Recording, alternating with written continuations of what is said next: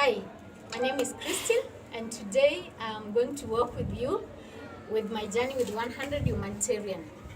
So, Christine was homeless at 13 because she had to look for green pastures. It's not that I didn't have family. I have my mother, I have my father. They are all alive. But then the issue of menstruation was getting into my way because growing up as a child, my mother had already left and I was living with my stepmother.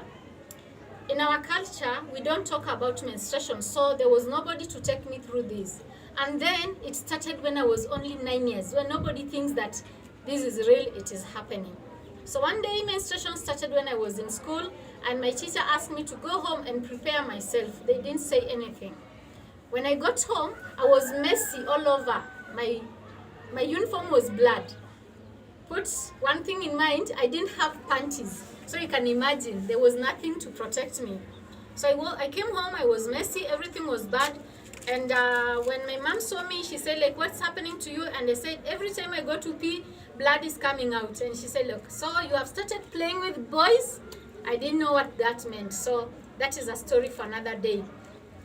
Christine was so tired because every time her period came, she doesn't have a panty, she doesn't have a sanitary towel. So even if I had sanitary towel, I didn't have panties to hold them up. That was really not good. And I would never want any other girl to go through what I went through because I never enjoyed my childhood. I would not play with other girls because they would play doing their clothes. I didn't have anything. So it was really not a good one. I'm so grateful because of Marisa. She came, when she heard my story, she came and she taught me how to make panties. So now I make panties for girls from 9 years up to 10 years so that they can just have something to feel beautiful, to feel great. That was really good. Christine is in Nairobi looking for work. She doesn't have education where she can go to the office to look for an office work. So I end up being a house help. The house help, I don't meet the standard of the city. I am able to do it at home, but I'm not able to do it in Nairobi because that is a higher standard. I'm just away from my first employee without even a pay because how do she pay me when I did not meet the standards? I go to another house, I stay there for 2 months. I'm just away because the standards are very slow. I'm a slow learner and I'm not meeting the qualities of a house girl. Yet, I'm living when I'm pregnant. I'm not even sure who impregnated me because so many in the house and everybody is demanding they want something from me. So I'm pregnant, I'm outside there. I'm just away. So where do I go? I go to Madare. I'm just walking and crying. This girl is only almost 14.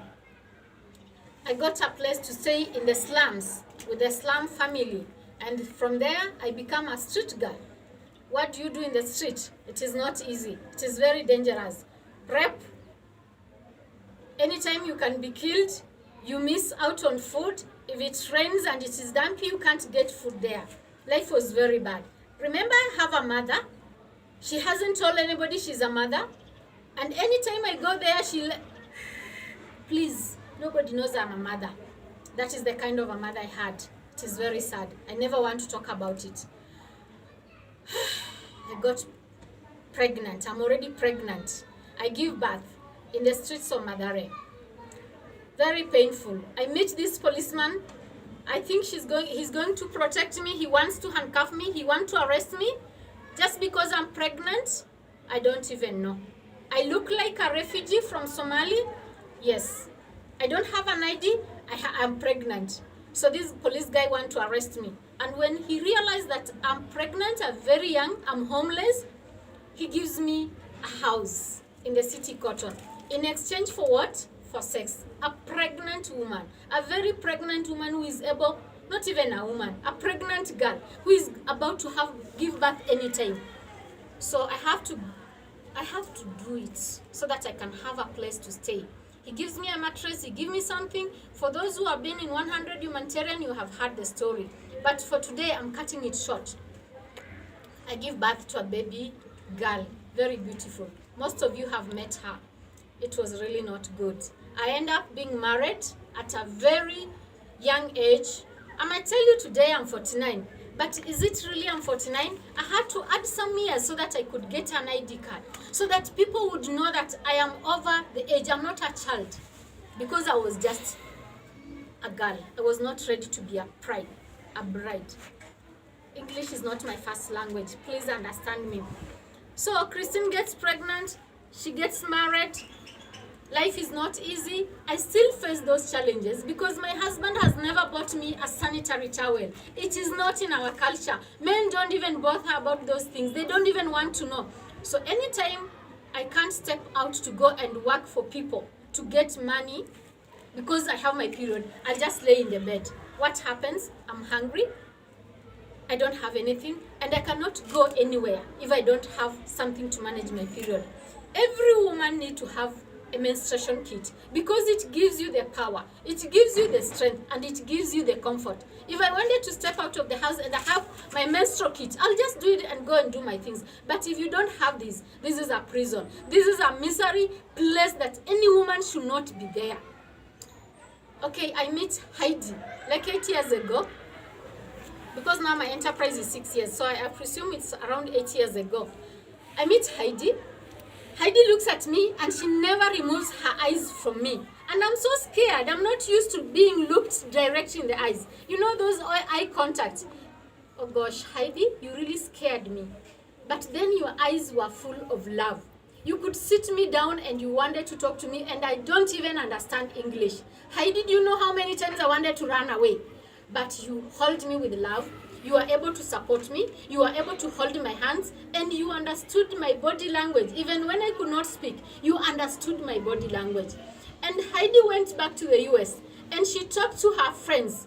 I remember Angela Johnson. They fundraised money and they put this money together and they decide we are sending Christine to go to Days for Girls University in Uganda. And when Heidi calls me and say, Christine, I want you to go to Days for Girls University in Uganda, and I was like, no, Heidi, please don't ask me to do this. Why are you sending me to university when you know I don't even have any paper for university? And she said, Christine, can you trust me on this? And I said, yes, I trust you, but I don't want to go and look like a fool in university. And she said, trust me in this process. Okay, I agreed. And here I have to go to Uganda. And guess what? This girl has to fly all the way to Uganda. She has never even stepped in a train. And now they want me to fly back to Uganda. Oh gosh, this was really a big one. I was so excited. I was so scared, but I had to go. I went to Uganda for 2 weeks. I studied with Days for Girls. They accepted me. They loved me for who I was, and they were able to take me through this journey. I'm so happy for Days for Girls Uganda. They were so loving to me. They treated me so nicely, and I was able to take in whatever I was supposed to take in. I came back to Nairobi. I started my enterprise.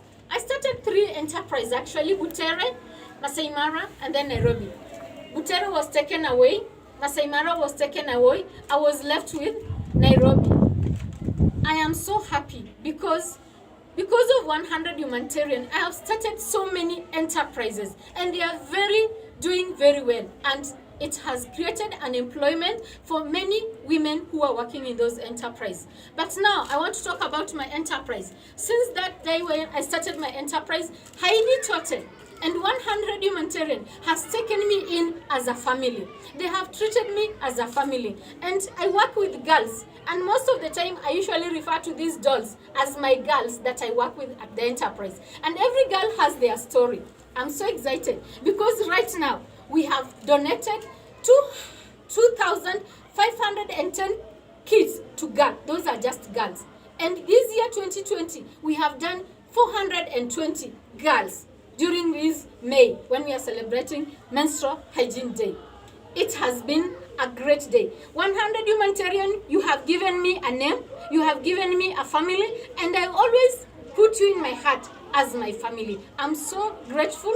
All my gratitude goes to you, Heidi Totten, and everybody who has ever crossed my life in 100 Humanitarian. You are my family. I'm so honored, I'm so humbled, and I'm so joyful because in my enterprise, our girls are able to pay their bills because of what you do to us. Thank you so much.